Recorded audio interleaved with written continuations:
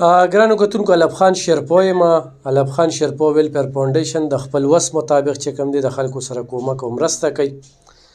دا هغه زنانه ده چې د دې اووه لوریانې دي، اووه خاوند یې پالج وهلی دی، د هېڅ کار جوګه نه دی. دوی سره موږ واده کړې وه چې تاسو بیا زموږ دفتر ته راشئ. دا ګرانو کتونکو د تحریک لبیک لخوا دې ته دې کې غوړي او دال چینی وغیره وغیره چې کوم دی نو په دې ګوتۍ کې دې ته میلو شو. دا نوې کپړې چې کومې دي دا ونیسه ځان سره ګوتۍ. دا د هغې اوو خویندو لپاره او د ګرمۍ او د یخنۍ د خاوند لپاره دا جوړې ته وګوره.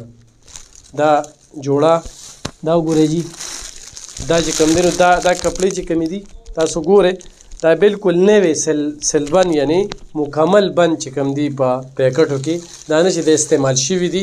یو جوړه چې کومه ده 3.5 روپۍ قیمت لري چې دا موږ دې له ورکړه. څه به وایې خورې به بس په دې ساعت په شکر وباسو چې زموږ دونه ورونه پیدا شولو او زما بچو به په سر لاس کېښوده او ما سره دونه امداد کوي.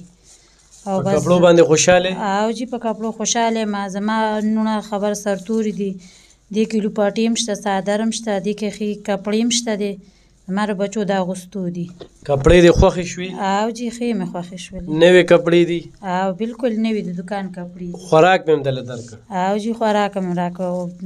دغه شان ناستو ما ته ویل ته لاړه شه مې وی ماما وی ویلي دي وی که څه درکړي نو وی ځان له به پاخه کړو.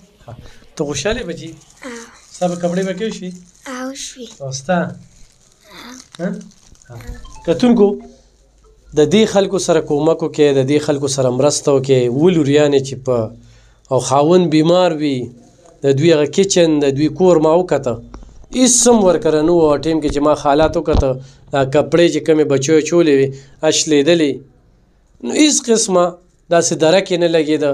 نو موږ ورته چې راشه او تحریک لبیک لخوا چې کوم دی ډاکټر محمد شفیق صاحب په تعاون سره موږ دوی له کپړې نوې او ورسره چې کوم دی هغوی موږ له شپږ غوټې راکړې وې. شپږ غوټې او په شپږ غوټو کې چې کوم دی تاسو یې شمېر کړئ چې ما کومو خلکو ته هغه ورکړئ. شپږ غوټې ما له راکړې وې. دا غوټې نه دي، دا یې ما له شپږ راکړې وې. دې کې غوړي دي، دې کې چیني دي او دې کې دال دي، دې کې مساله ده او نور څیزونه دي. نو دا ما دغه شان د خلکو ته ورسول. نو ضرور را سره کومک او مرسته وکړئ چې ستاسو تعاون را سره وي. انشاءالله د داسې تورسرو سهاره به جوړېږو. ډېره مننه، خوشحاله